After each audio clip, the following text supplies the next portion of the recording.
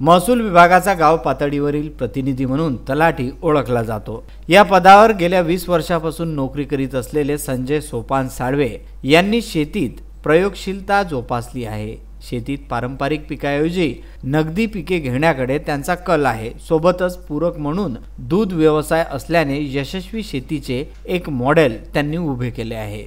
तेल्हारा शहरापासून काही अंतरावर संजय सावळे यांची शेती आहे। शहरी भागातील दुधाची मागणी लक्षात घेऊन सावळे यांनी पशुपालनाची जोड दिली। सध्या त्यांच्या गोठ्यामध्ये 5 म्हशी आणि 1 गीर गाय आहे। सध्या दररोज 25 लिटर दूध संकलन होते। गाय म्हशीच्या व्यवस्थापनासाठी सावळे आणि दोघांना पूर्ण वेळ रोजगार उपलब्ध करून दिला आहे। मजुरांना राहण्यासाठी शेतातच निवास व्यवस्था केली।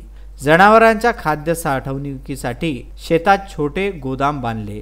दूध विक्रीतून शेतीतील वर्षभराच्या मजुरीचा खर्च मिळवण्याचा प्रयत्न त्यांचा असतो। तसेच शेतीलाही पुरेसे शेणखत उपलब्ध होत असल्यामुळे सुपीकता वाढीस मदत होत आहे। सावळे यांनी सध्या प्रायोगिक तत्वावर कोंबड्या शेळी पालनाला सुरुवात केली आहे। सध्या त्यांच्याकडे 15 कोंबड्या आणि 7 शेळी आहेत। कोंबड्यासाठी स्वतंत्र व्यवस्था केली आहे। येत्या काळात म्हशींची संख्या मर्यादित ठेवून शेळ्यांची संख्या वाढविण्याचे त्यांचे नियोजन आहे। इतर शेतकऱ्यांनी खचून न जाता शास्त्रीय पद्धतीने शेती केल्यास शेतीतून भरघोस उत्पन्न मिळवता येते। मी मुंबईला मंत्रालयामध्ये नोकरीला होतो, अधिदान कार्यालयामध्ये। परंतु शेतीची आवड असल्यामुळे मी तिथं तांत्रिक बाब म्हणून राजीनामा दिला आणि योगायोगाने इकडे तलाठीची नोकरी मला मिळाली।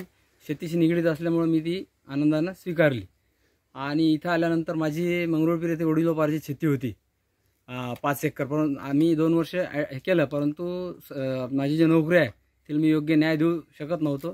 त्यामुळे मी तिथली शेती विकली आणि इथं तेल्हारामध्ये 5 एकर शेती घेतली।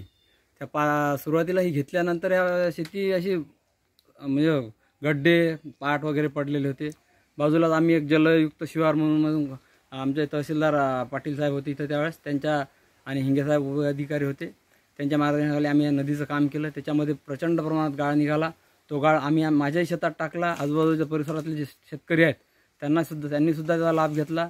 ते नदीचं ते काम झालं व्यवस्थित आणि त्या माध्यमातून मी माझी शेती व्यवस्थित करून घेतल्यानंतर मी इथं बोर केला।